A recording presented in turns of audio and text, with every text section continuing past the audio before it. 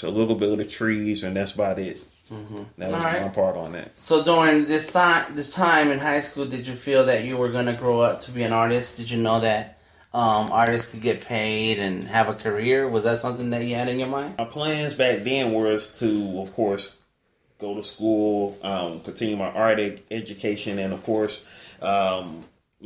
send my work into Marvel and DC. Oh, okay. You had your eyes on the comics. Scene, yeah, definitely. Like to especially Image, because I was a kid. Of course, when the whole big Image revolution happened, when all the artists set sail off from Marvel and went to Image, and so I grew up reading those early Image books, and Marvel and DC. Everybody was popping at that time. I loved where their stories were going, from the death of Superman in DC to, the Age of Apocalypse in Marvel, and then to all of the new stories that Image had. And of course, Joe Madureira, if I believe that's how his last name is pronounced. Joe Mad. He was one of my favorite artists when he came onto the X-Men during that time, as well as the Kubert brothers, Tony Daniel, then also with all the the guys who left and went to Image, and everybody who they brought on afterwards, like J. Scott Campbell, my dude Ryan Benjamin, all of those cats. You really follow these people, man. Just a lot of cats. It was a big deal. I remember that. Yes, and then of course even down to the other intricacies of the inkers, Tim Townsend, even the letterers, like my boy, I can't think of his name, Chris. His first name is Chris, who did a lot of Eric Larson's lettering and Savage Dragon, just all aspects of the comic book process.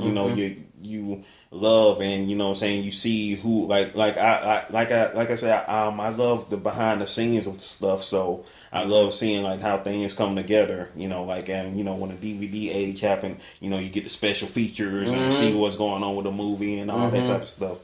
I'm kind of mad though that I know that the guys in the 5 Heartbeats didn't do the singing, so I hate that fact. I can't look at the movie the same now. I see him but at least we both can't sing together, so it's okay. Right.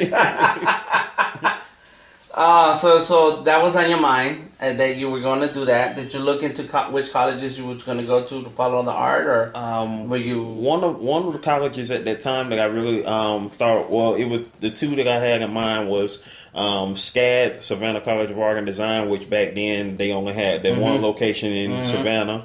And the Atlanta College of Art, which was down here in downtown Decatur, right across from the High Museum. It was all connected with the Woodrow's Art Center and everything. And so that was the one that I ended up going to, Atlanta College of Art. So you did go. So you applied and put in a portfolio and all that stuff. Yep. All right. And what happened? And so I was there for about going into my junior year. The money got tight. So it's not cheap, is it? No. So So it didn't. So it didn't end with a diploma. So it's all good. Right. But did you learn any things that you didn't know? The thing that I learned. That was my first foray into the whole computer age, as far as with art, with Photoshop. Shout outs to Rick Lavelle in illustration, who introduced me to cutting and pasting, just doing all the scanning, as far as computer cutting and pasting, and because old school, I already knew the old school cutting and pasting. Scissors. the exactly real cutting and pasting.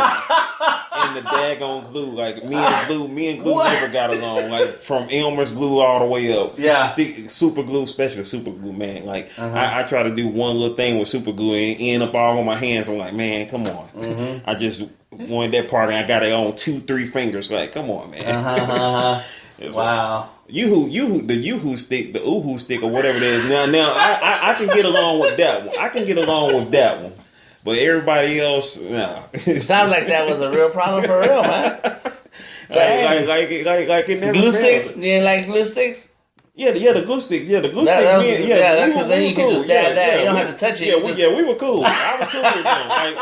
I tried to stock up on those as much as I could, but then sometimes stuff don't stick, so then you got to go to the rubber cement. And let me go to the rubber cement, and then and then of course, if it end up on the edge of it, then okay, I got to move it with my finger, because I ain't have a rubber eraser or nothing like that. So I was like, okay, I got to do it with my finger. And so thank God for Photoshop. Yeah. And scanners. Huh? Yeah. So that's good.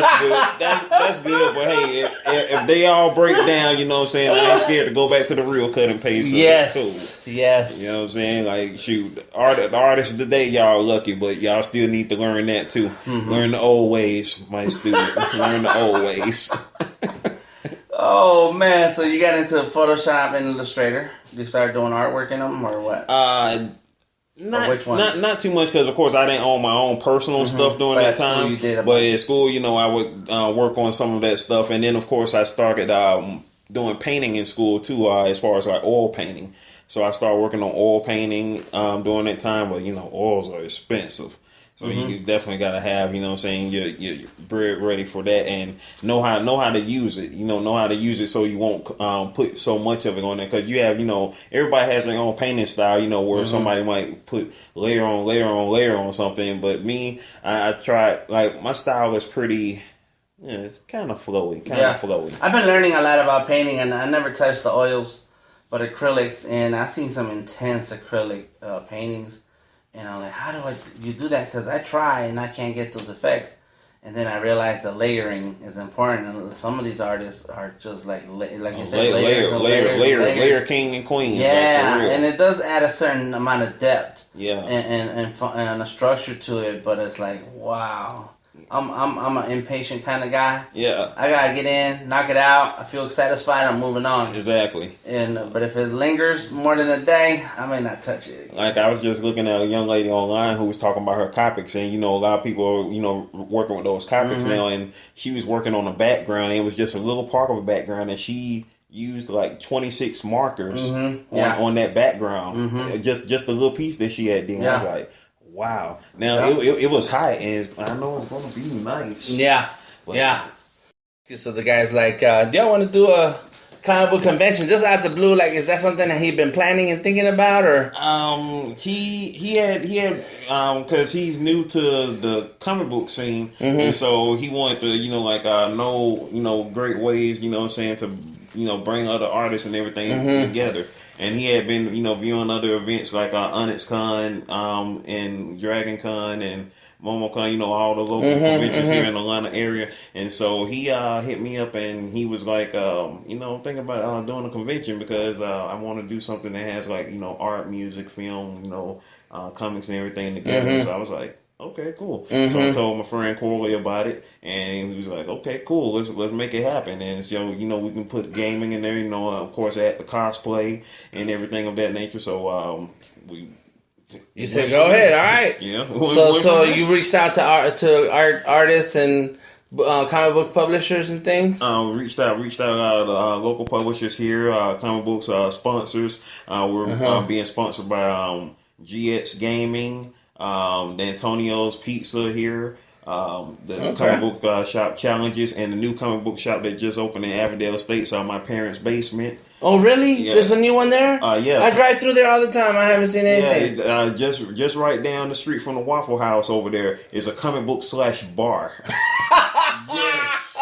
So when I first saw that, I was like, "What? Oh, this concept is genius!" So you definitely check that place out. Yeah. And Challenges is in North DeKalb Mall, run by Tony Cade, who is a part of Terminus Media. Okay. And so so that my parents' basement, that place. So y'all been putting in work to put this thing together, huh? Yeah, and so we've been, you know, hitting up everybody. In fact, we have one more vendor who's coming in today, artist who's also in this book, the anthology, Raymond Sanders, the creator of Fierce. He's going to be vending at the con as well.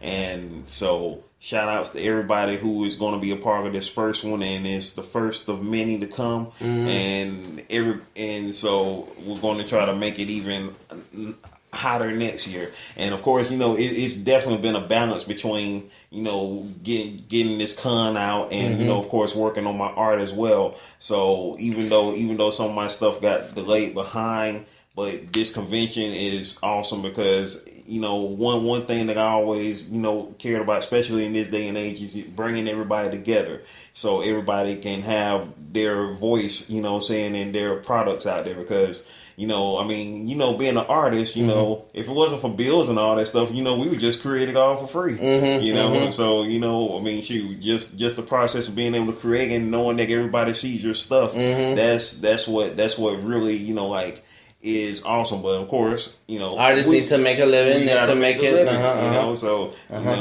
we gotta make a living. So do you have a job? Do you work? That you get paid? Not a 9 to 5 at this moment. No, but, so you're a full-time artist. Like right now, this is your full-time thing for real. This is it. This is the thing. And so shout out to my dad, who, like I said earlier, he's a jack of all trades and artist in his own right with his wood carvings. And rest in peace to my mom, Louisa. I know she's looking down and keeping the demons off me. Yeah. Keeping the demons off me man. like she did in life. So, and shout out to my sister too. She wanted her a shout out today because she knew I was doing a podcast. Her brother, her husband, my brother-in-law, invited me to the Hawks practice game today. So your brother loves you, Tanya, aka the Dufro. That's my alien nickname for her because she's from another planet. All right. Yeah, she's from another planet. And my great nephew, who's my birthday twin, also he's 7 years old. Getting his football on. He had a game this morning, so that's why he couldn't make the practice with us this morning. So shout out to my little boy Dexter, my nephew. So that's what it's all about. This whole art thing, this whole creativity thing, just bring it all together. You know what I'm saying? And it shouldn't be everybody's gonna have their tisk and taps from time, but we don't need to do nothing stupid like the rap West Coast East Coast beef of the 90s. Like that's played. It's all about getting out there and making it happen now. That's what I envision when it comes to this whole art thing. This whole art life period. One of my sayings is live life till you die. You know what I'm saying? Like live it well, live it strong, and make it happen. Do on purpose. Live it on purpose. Exactly. Don't just be around not doing nothing. Yeah, exactly. It's life. The last thing I'm gonna ask you is if you were talking to your younger self or any young artist or any artist of any age who's looking into a career of art, what kind of advice do you have for them? Let's see. For my younger self, I would say definitely find Janet Jackson when she was in Atlanta before she hooked up with Jermaine Dupri. That way y'all would have had a marriage up until now. Or I would say... What? Or I would say, find that young pretty girl who looks just like your character Jelly by the name of Janelle Monáe.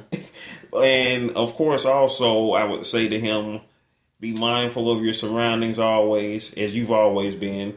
Live life a little bit more, because when you're young for such a short time, old forever, which is what my mom used to say. And go even harder with your art. Don't go through the woe is me stage, because you don't know how long you got to live. That's been proven with all these many, going too soon that's happened in my family for the past few years. And just live life. Now for you young artists now, if you want to go, I'm not going to, tell you not to go to school for it. If you want to go to school for it, get your degree, go ahead. But you have so many avenues now as to where you can train yourself up with no cost without having to be in debt for the rest of your life. But if you want to do the school thing, definitely go ahead. But if you want to do it well, if you want to do the art well, practice. Never give up on your dream. Don't go through the woe is me mentality, because the first thing you'll see is other artists that are better than you and be like, oh man, I'm never going to be like that. No, don't worry about being them. Worry about being you, because you is the only person that you will ever be. So all you can do is get better at being you. Get better at being you. Don't try to be the next somebody else. Be you. That's all you can do. Strive to be you and push that to the next level. And then when somebody else be like, man, I want to be just like you. No, don't be like me. Be you. Be you and be the best you can be. And everybody else is going to fall into play after that and see how great that you are.